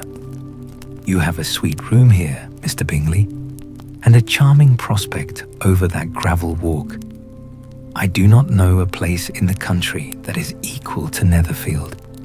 You will not think of quitting it in a hurry, I hope, though you have but a short lease." "Whatever I do is done in a hurry," replied he, "and therefore, if I should resolve to quit Netherfield, I should probably be off in 5 minutes. At present, however, I consider myself as quite fixed here." "That is exactly what I should have supposed of you," said Elizabeth. "You begin to comprehend me, do you?" cried he, turning towards her. "Oh yes, I understand you perfectly. I wish I might take this for a compliment, but to be so easily seen through, I'm afraid, is pitiful. That is, as it happens. It does not necessarily follow that a deep, intricate character is more or less estimable than such a one as yours." "Lizzie," cried her mother, "remember where you are, and do not run on in the wild manner that you are suffered to do at home." "I did not know before," continued Bingley immediately, "that you were a studier of character. It must be an amusing study." "Yes, but intricate characters are the most amusing. They have at least that advantage." "The country," said Darcy, "can in general supply but few subjects for such a study. In a country neighborhood, you move in a very confined and unvarying society. But people themselves alter so much that there is something new to be observed in them forever. Yes, indeed, cried Mrs. Bennet, offended by his manner of mentioning a country neighborhood. I assure you, there is quite as much of that going on in the country as in town. Everybody was surprised, and Darcy, after looking at her for a moment, turned silently away. Mrs. Bennet, who fancied she had gained a complete victory over him, continued her triumph. I cannot see that London has any great advantage over the country, for my part, except the shops and public places. The country is a vast deal pleasanter, is not it, Mr. Bingley? When I am in the country, he replied, I never wish to leave it, and when I am in town, it is pretty much the same. They have each their advantages, and I can be equally happy in either. That is because you have the right disposition. But that gentleman, looking at Darcy, seemed to think the country was nothing at all. Indeed, Mamma, you are mistaken, said Elizabeth, blushing for her mother. You quite mistook Mr. Darcy. He only meant that there was not such a variety of people to be met with in the country as in town, which you must acknowledge to be true. Certainly, my dear, nobody said there were. But as to not meeting with many people in this neighborhood, I believe there are few neighborhoods larger. I know we dine with 24 families. Nothing but concern for Elizabeth could enable Bingley to keep his countenance. His sister was less delicate and directed her eye towards Mr. Darcy with a very expressive smile.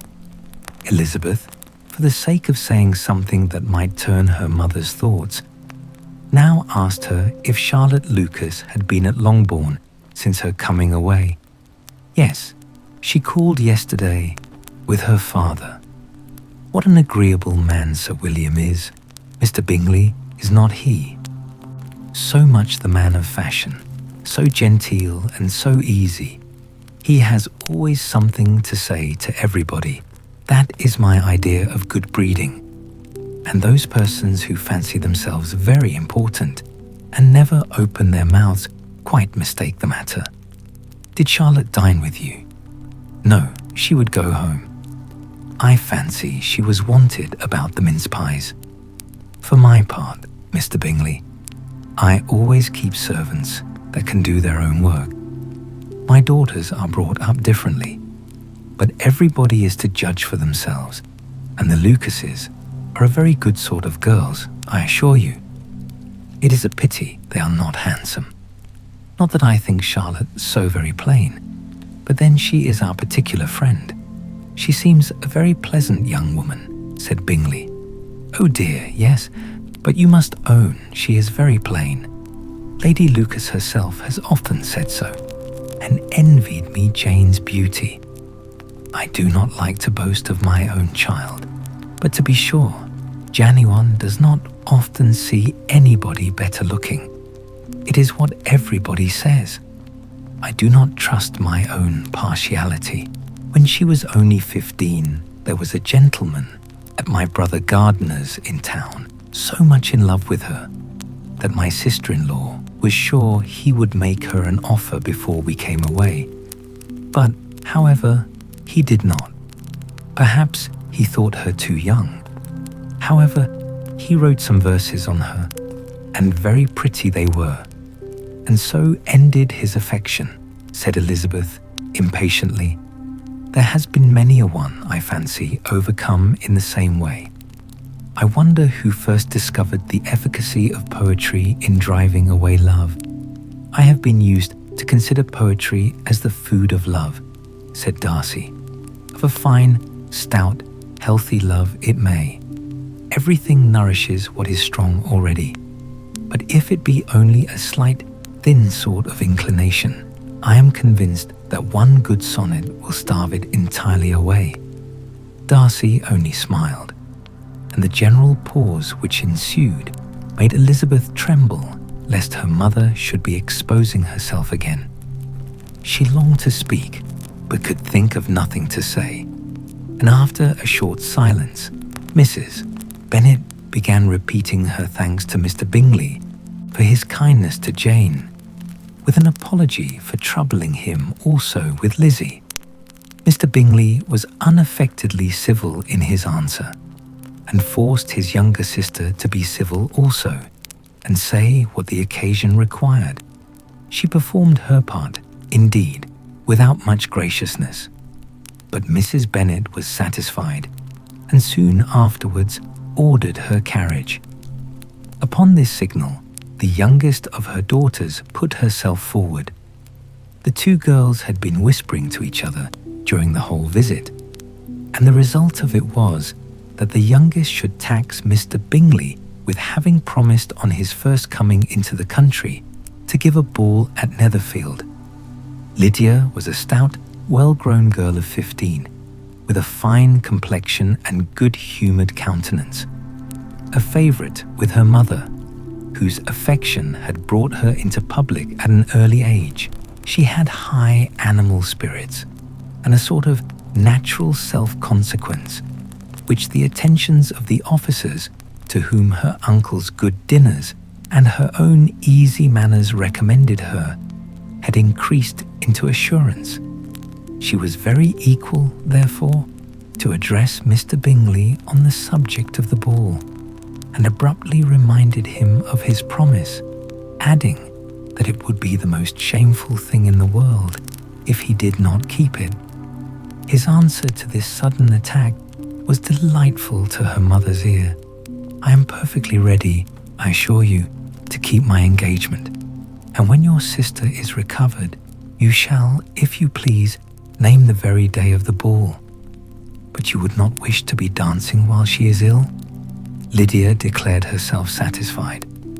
"Oh yes, it would be much better to wait till Jane was well, and by that time, most likely, Captain Carter would be at Meryton again. And when you have given your ball," she added, "I shall insist on their giving one also. I shall tell Colonel Forster. It will be quite a shame if he does not." Mrs. Bennet and her daughters then departed, and Elizabeth returned instantly to Jane, leaving her own and her relations' behaviour to the remarks of the two ladies and Mr. Darcy, the latter of whom, however, could not be prevailed on to join in their censure of her, in spite of all Miss Bingley's witticisms on fine eyes. Chapter 10. The day passed much as the day before had done.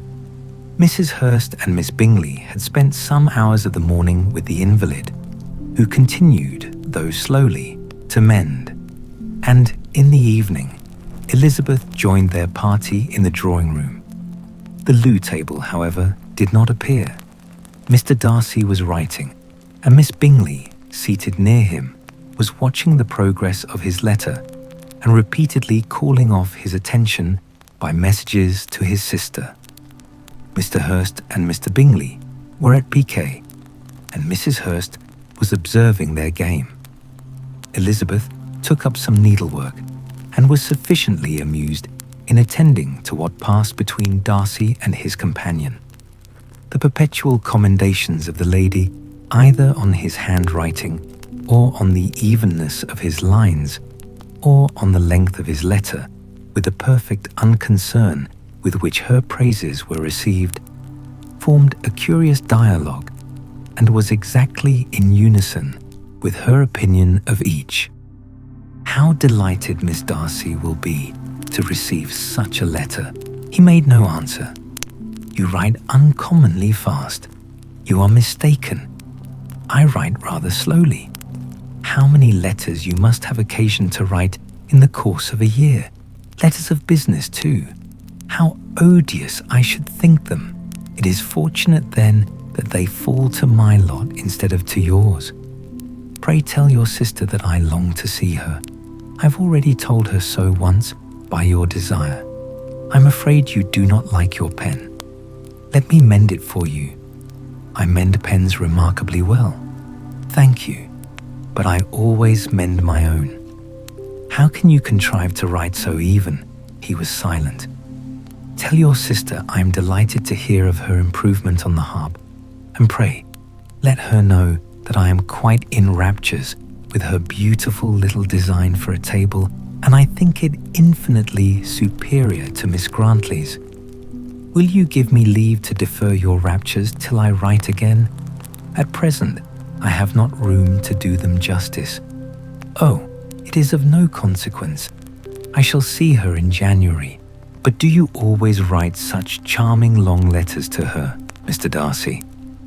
"They are generally long, but whether always charming, it is not for me to determine. It is a rule with me that a person who can write a long letter with ease cannot write ill." "That will not do for a compliment to Darcy, Caroline," cried her brother, "because he does not write with ease. He studies too much for words of 4 syllables. Do not you, Darcy? My style of writing is very different from yours." "Oh," cried Miss Bingley, "Charles writes in the most careless way imaginable. He leaves out half his words and blots the rest. My ideas flow so rapidly that I have not time to express them, by which means my letters sometimes convey no ideas at all to my correspondents." "Your humility, Mr. Bingley," said Elizabeth, "must disarm reproof." "Nothing is more deceitful," said Darcy, "than the appearance of humility. It is often only carelessness of opinion, and sometimes an indirect boast. And which of the two do you call my little recent piece of modesty?"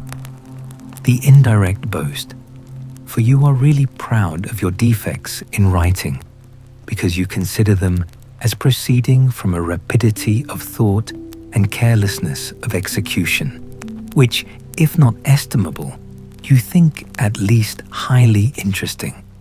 The power of doing anything with quickness is always much prized by the possessor, and often without any attention to the imperfection of the performance.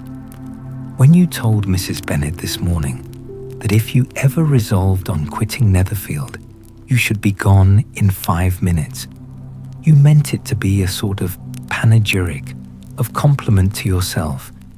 And yet, what is there so very laudable in a precipitance, which must leave very necessary business undone, and can be of no real advantage to yourself or anyone else?" "Nay," cried Bingley, "this is too much, to remember at night all the foolish things that were said in the morning. And yet, upon my honour, I believed what I said of myself to be true, and I believe it at this moment. At least, therefore, I did not assume the character of needless precipitance merely to show off before the ladies. I dare say you believed it, but I am by no means convinced that you would be gone with such celerity. Your conduct would be quite as dependent on chance as that of any man I know, and if, as you were mounting your horse, a friend were to say, 'Bingley, you had better stay till next week,' you would probably do it, you would probably not go, and, at another word, might stay a month. You have only proved by this," cried Elizabeth, "that Mr. Bingley did not do justice to his own disposition. You have shown him off now much more than he did himself." "I am exceedingly gratified," said Bingley, "by your converting what my friend says into a compliment on the sweetness of my temper, but I am afraid you are giving it a turn, which that gentleman did by no means intend. For he would certainly think the better of me if, under such a circumstance, I were to give a flat denial and ride off as fast as I could. Would Mr. Darcy then consider the rashness of your original intention as atoned for by your obstinacy in adhering to it? Upon my word, I cannot exactly explain the matter. Darcy must speak for himself. You expect me to account for opinions which you choose to call mine, but which I have never acknowledged. Allowing the case, however, to stand according to your representation, you must remember, Miss Bennet, that the friend who is supposed to desire his return to the house and the delay of his plan has merely desired it, asked it without offering one argument in favor of its propriety. To yield readily, easily, to the persuasion of a friend is no merit with you. To yield without conviction is no compliment to the understanding of either. You appear to me, Mr. Darcy, to allow nothing for the influence of friendship and affection. A regard for the requester would often make one readily yield to a request without waiting for arguments to reason one into it. I am not particularly speaking of such a case as you have supposed about Mr. Bingley. We may as well wait, perhaps, till the circumstance occurs, before we discuss the discretion of his behaviour thereupon. But in general and ordinary cases, between friend and friend, where one of them is desired by the other to change a resolution of no very great moment, should you think ill of that person for complying with the desire without waiting to be argued into it? Will it not be advisable, before we proceed on this subject, to arrange with rather more precision the degree of importance which is to appertain to this request, as well as the degree of intimacy subsisting between the parties? By all means, cried Bingley. Let us hear all the particulars, not forgetting their comparative height and size, for that will have more weight in the argument, Miss Bennet, than you may be aware of. I assure you that if Darcy were not such a great tall fellow, in comparison with myself, I should not pay him half so much deference. I declare I do not know a more awful object than Darcy on particular occasions, and in particular places, at his own house especially, and of a Sunday evening when he has nothing to do. Mr. Darcy smiled, but Elizabeth thought she could perceive that he was rather offended, and therefore checked her laugh. Miss Bingley warmly resented the indignity he had received in an expostulation with her brother for talking such nonsense. I see your design, Bingley, said his friend. You dislike an argument, and want to silence this. Perhaps I do. Arguments are too much like disputes. If you and Miss Bennet will defer yours till I am out of the room, I shall be very thankful, and then you may say whatever you like of me. What you ask, said Elizabeth, is no sacrifice on my side. Mr. Darcy had much better finish his letter. Mr. Darcy took her advice and did finish his letter. When that business was over, he applied to Miss Bingley and Elizabeth for the indulgence of some music. Miss Bingley moved with alacrity to the pianoforte, and after a polite request that Elizabeth would lead the way, which the other as politely and more earnestly negatived, she seated herself. Mrs. Hurst sang with her sister, and while they were thus employed, Elizabeth could not help observing, as she turned over some music books that lay on the instrument, how frequently Mr. Darcy's eyes were fixed on her. She hardly knew how to suppose that she could be an object of admiration to so great a man, and yet that he should look at her because he disliked her was still more strange.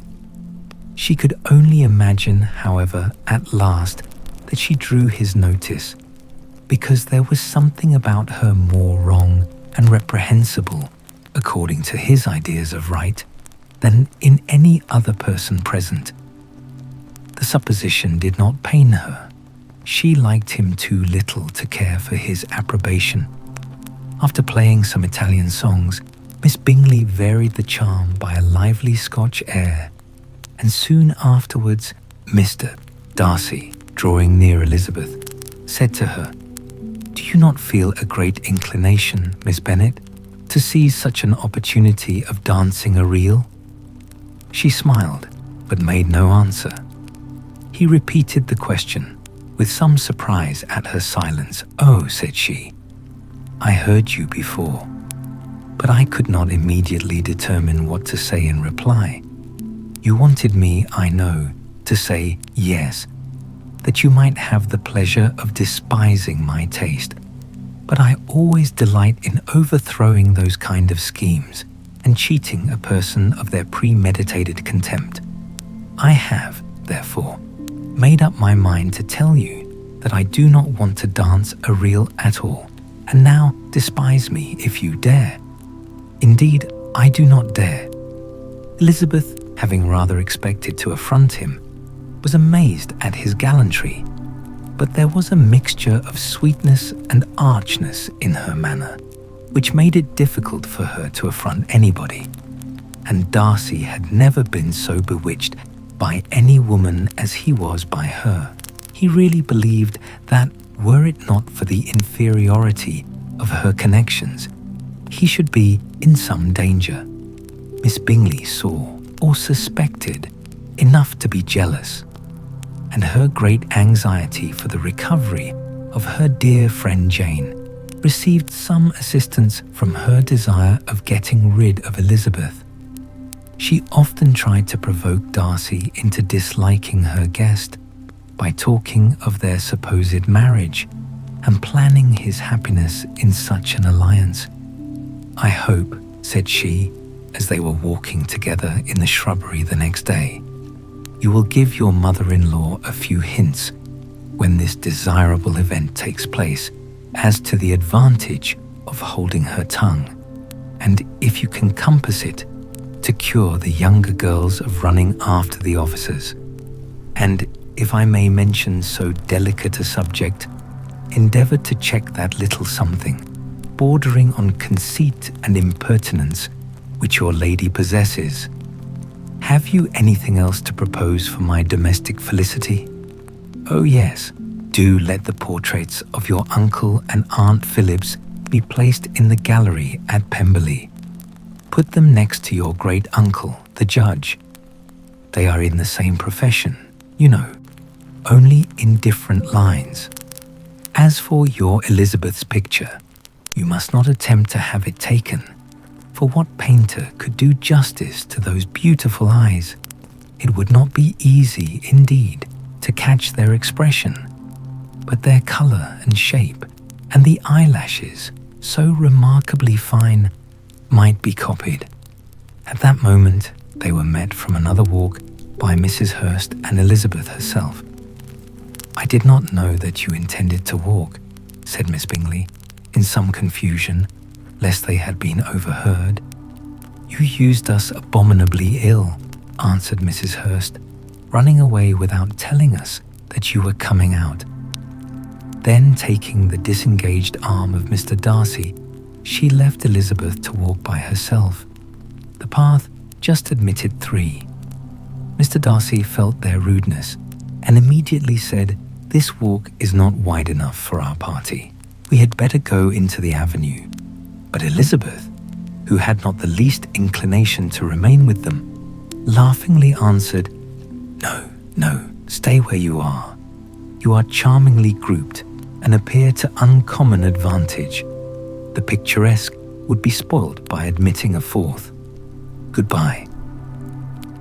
She then ran gaily off, rejoicing as she rambled about in the hope of being at home again in a day or 2. Jane was already so much recovered as to intend leaving her room for a couple of hours that evening. Chapter 11. When the ladies removed after dinner, Elizabeth ran up to her sister, and seeing her well guarded from cold, attended her into the drawing-room, where she was welcomed by her 2 friends with many professions of pleasure, and Elizabeth had never seen them so agreeable as they were during the hour which passed before the gentlemen appeared. Their powers of conversation were considerable, they could describe an entertainment with accuracy, relate an anecdote with humor, and laugh at their acquaintance with spirit. But when the gentleman entered, Jane was no longer the first object. Miss Bingley's eyes were instantly turned towards Darcy, and she had something to say to him before he had advanced many steps. He addressed himself directly to Miss Bennet with a polite congratulation. Mr. Hurst also made her a slight bow and said he was very glad, but diffuseness and warmth remained for Bingley's salutation. He was full of joy and attention.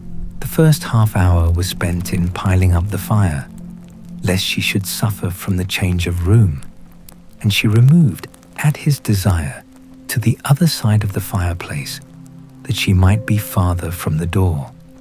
He then sat down by her and talked scarcely to anyone else. Elizabeth, at work in the opposite corner, saw it all with great delight. When tea was over, Mr. Hurst reminded his sister-in-law of the card table, but in vain. She had obtained private intelligence that Mr. Darcy did not wish for cards, and Mr. Hurst soon found even his open petition rejected. She assured him that no one intended to play, and the silence of the whole party on the subject seemed to justify her. Mr. Hurst had, therefore, nothing to do but to stretch himself on one of the sofas and go to sleep. Darcy took up a book. Miss Bingley did the same, and Mrs. Hurst, principally occupied in playing with her bracelets and rings, joined now and then in her brother's conversation with Miss Bennet. Miss Bingley's attention was quite as much engaged in watching Mr. Darcy's progress through his book as in reading her own, and she was perpetually either making some inquiry or looking at his page. She could not win him, however, to any conversation. He merely answered her question and read on. At length, quite exhausted by the attempt to be amused with her own book, which she had only chosen because it was the second volume of his, she gave a great yawn and said, "How pleasant it is to spend an evening in this way. I declare, after all, there is no enjoyment like reading. How much sooner one tires of anything than of a book.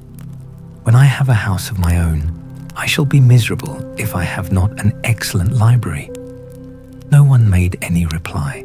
She then yawned again, threw aside her book, and cast her eyes round the room in quest of some amusement, when, hearing her brother mentioning a ball to Miss Bennet, she turned suddenly towards him and said, "By the by, Charles, are you really serious in meditating a dance at Netherfield?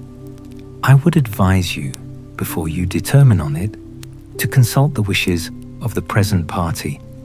I am much mistaken if there are not some among us to whom a ball would be rather a punishment than a pleasure." "If you mean Darcy," cried her brother, "he may go to bed, if he chooses, before it begins. But as for the ball, it is quite a settled thing, and as soon as Nichols has made white soup enough, I shall send round my cards." "I should like balls infinitely better," she replied, "if they were carried on in a different manner. But there is something insufferably tedious in the usual process of such a meeting. It would surely be much more rational if conversation instead of dancing made the order of the day. Much more rational, my dear Caroline, I dare say, but it would not be near so much like a ball." Miss Bingley made no answer, and soon afterwards got up and walked about the room. Her figure was elegant, and she walked well, but Darcy, at whom it was all aimed, was still inflexibly studious. In the desperation of her feelings, she resolved on one effort more, and turning to Elizabeth, said, "Miss Eliza Bennet, let me persuade you to follow my example and take a turn about the room. I assure you it is very refreshing after sitting so long in one attitude."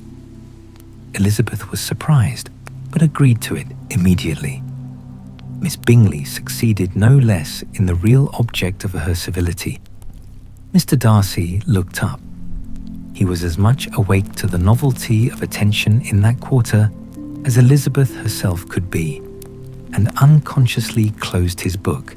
He was directly invited to join their party, but he declined it, observing that he could imagine but two motives for their choosing to walk up and down the room together, with either of which motives his joining them would interfere.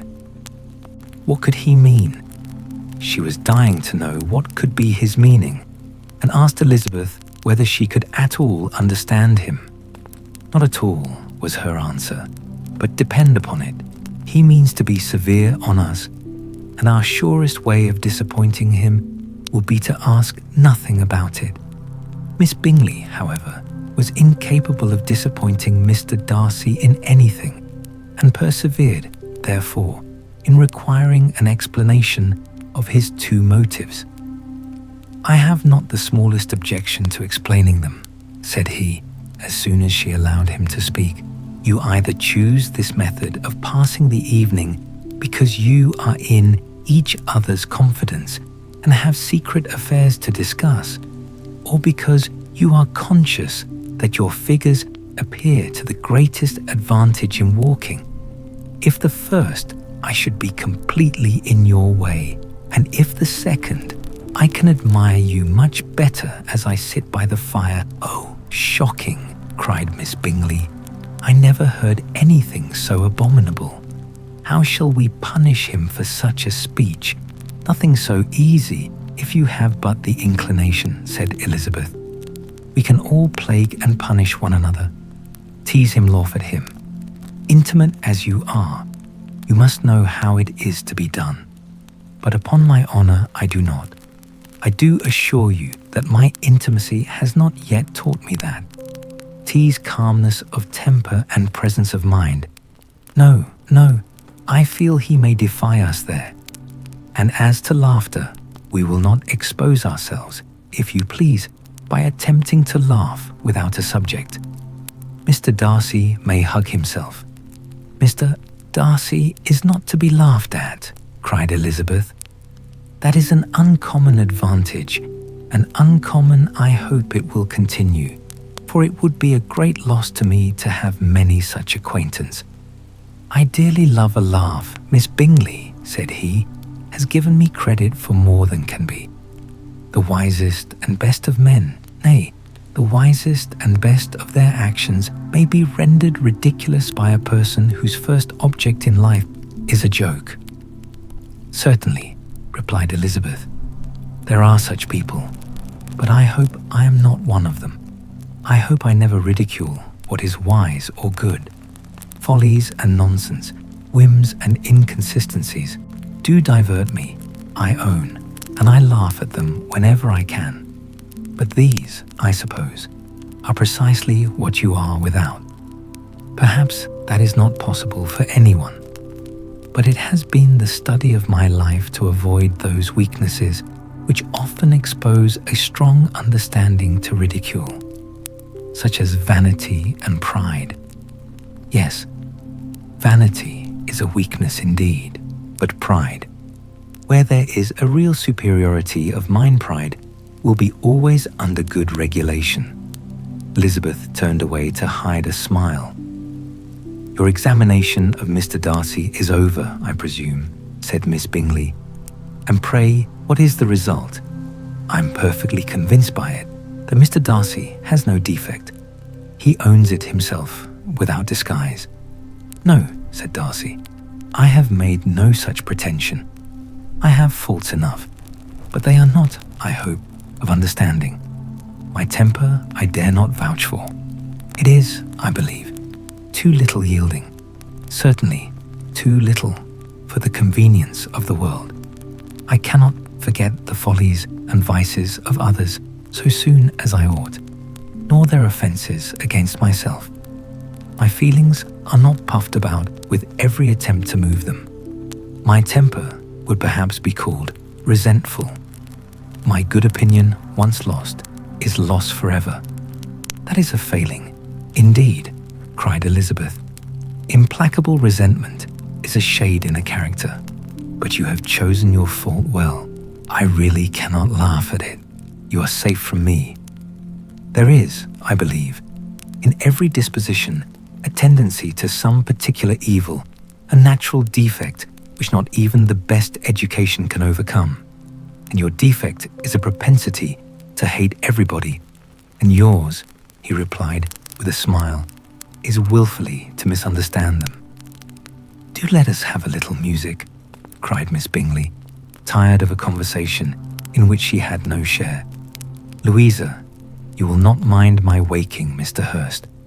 Her sister made not the smallest objection, and the pianoforte was opened.